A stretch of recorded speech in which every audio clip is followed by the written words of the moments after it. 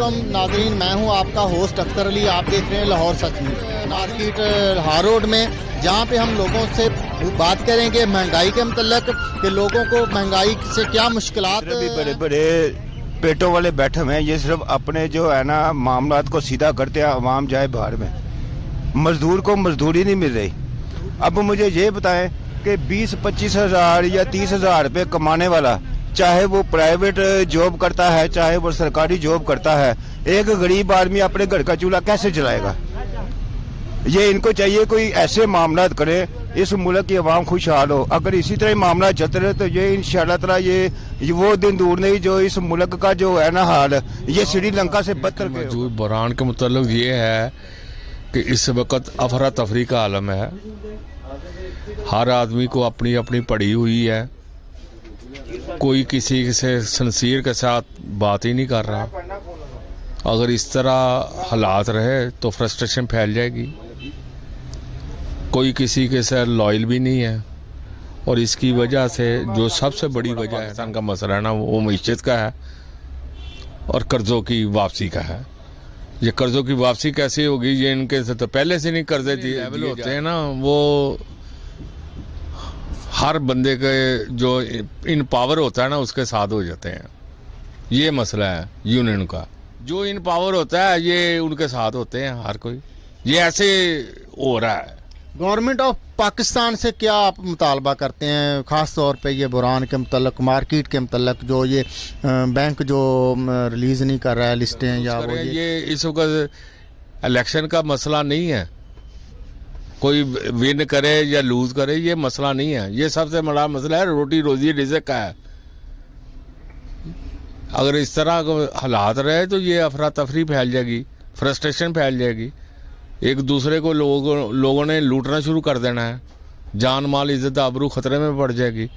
لوگوں کو سب سے پہلے معیشت کو ٹھیک کرنا چاہیے. آٹا چینی اور ضروریات اشیاء کا شدید بحران ہے، تو اس کے متعلق آپ کیا بات کرنا چاہتے ہیں؟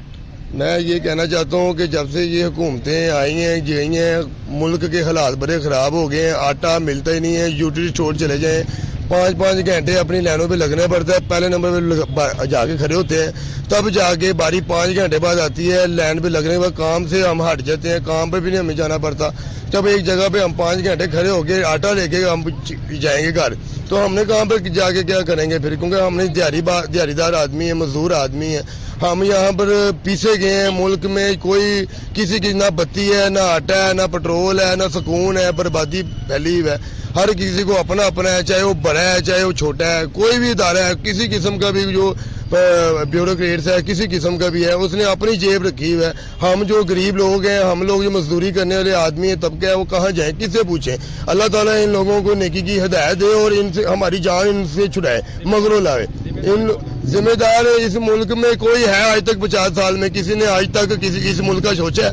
کسی نے سوچا. جس نے اس نے اپنی جیبوں میں ڈالا ہے، اپنا گھر بھرا ہے. ان کے محل جا کے دیکھو، ان کے گاڑیاں دیکھو، 25-25 لاکھ 20-20 گاڑیاں ان کے گھروں میں کھڑی ہیں. چاہے وہ کوئی بھی بیوروکریٹ ہے، کوئی بھی ادارہ ہے، ان کے پوسٹیں دیکھو، ان کے 22ویں گریڈ دیکھو، 21ویں گریڈ دیکھو، 25ویں گریڈ دیکھو. کسی کا ہے ہی نہیں غریب کا پریشان حال. ان لوگوں کو غرق ہو جائیں گے انشاءاللہ تعالیٰ. اللہ تعالیٰ ان کو غرق کر دے، آمین. پاکستان کو اللہ تعالیٰ کوئی اچھا ایک مضبوط اور ایماندار آدمی دے جو ہمارے پاکستان کے بارے میں سوچے. اور اس ملک میں جو کرپشن ہے، جو اپنی جیبیں ہیں، اپنے گھر بھرنے، اپنی اولاد کا پتہ ہے، کسی اور کی اولاد کا نہیں پتا. اپنی اولاد ہماری کھائے پیے، جیبیں، اللہ کی ساری رحمتیں ہماری اولادوں کو مل جائے. باقی خصمہ کو کھائے میرا گھر کو ہے، کسی کا دھی پتر پڑھے نہ پڑھے، اسکولوں کی فیسیں دیں، بجلی کے بل دیں، بجلی آتی نہیں ہے.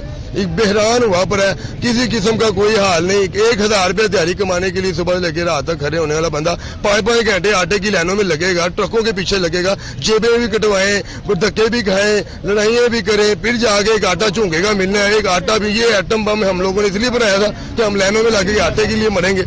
کھانا خراب کر دیا ان لوگوں نے اس ملک کا. ایک تو آٹا تو ملتا ہی نہیں ہے، اگر ملتے اس کا بڑا لین میں لگ جانا پڑتا ہے. ہم تو مزدور لوگ کے اس کے لیے دیہڑی تو توڑنا پڑتا ہے، چوٹی کرنا پڑتا ہے. ہم چوٹی کا کوئی جو ہے نا گنجائش نہیں ہوتا ہے، تو سارا دن لین میں لگ جاتے ہیں. اس کے باوجود بندے کو آٹا ملتا بھی نہیں ہے. دوسری یہ ہے کہ بھائی جس کا مرضی ہو کو مرا نہ جائے، لیکن یہ مہنگائی کنٹرول میں ہونا چاہیے.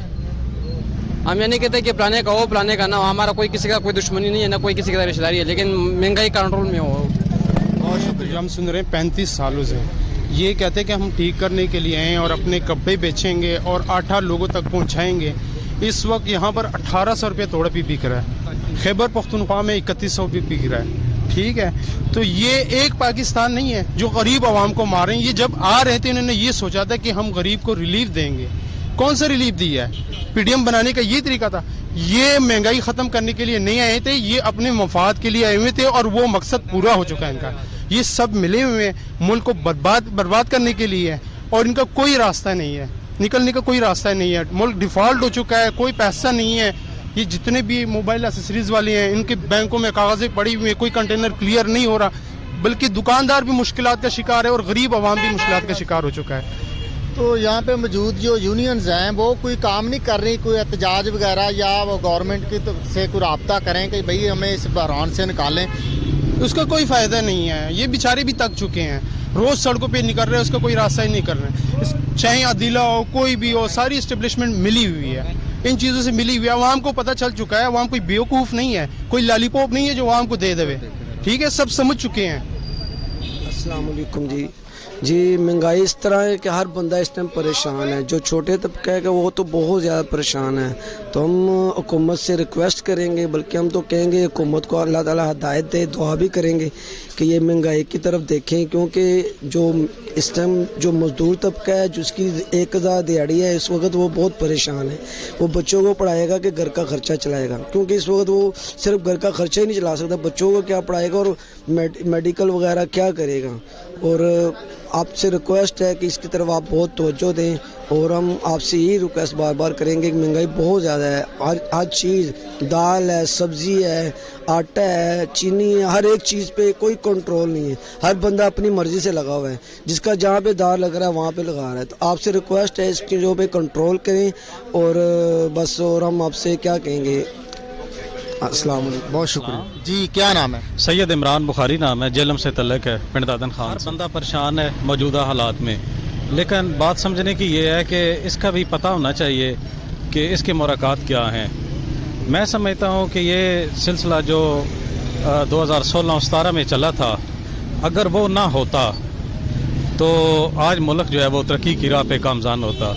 हकीकत में ये है कि 2017-18 में जो इस मुल्क का बेड़ा गर्क किया गया, मुंतखब हुकूमत के ख़िलाफ़ साजिशें की गई उस वक़्त, तो उसके जो असरात हैं वो आज तक मौजूद हैं और उसी की वजह से ये हालात मुल्क के इस ने सच्ची बात कहूँ, इसके ज़िम्मेदार वो किरदार हैं जिन्होंने 2017 और 16 को जो है वो तरक्की करते हुए पाकिस्तान को पीछे धकेला। वो ज़िम्मेदार हैं लोग। तो मैं समझता हूँ कि अगर इस मुल्क को बुरानों से और जो वर्क कर सकते हैं वो मुस्लिम लीग नून है। ये जो अभी हालात बने हैं, ये मुश्किल वक़्त में उन्हें हुकूमत दी गई है, मुश्किल वक़्त में उन्होंने हुकूमत संभाली है। तो ये 7-8 महीने का जो है, ये मैं समझता हूँ कि ये नाकामी उनकी नाकामी नहीं है, ये पिछले 4-5 साल की नाकामी है जिसमें मईशत का बुरा हाल हुआ है। क्योंकि अगर कंटिन्यू रहती वो गवर्नमेंट या 18 के इलेक्शन में जो अक्सरियत में थे उनको हुकूमत बनाने दी जाती तो शायद ये हालात ना होते। थैंक यू, बहुत शुक्रिया जनाब।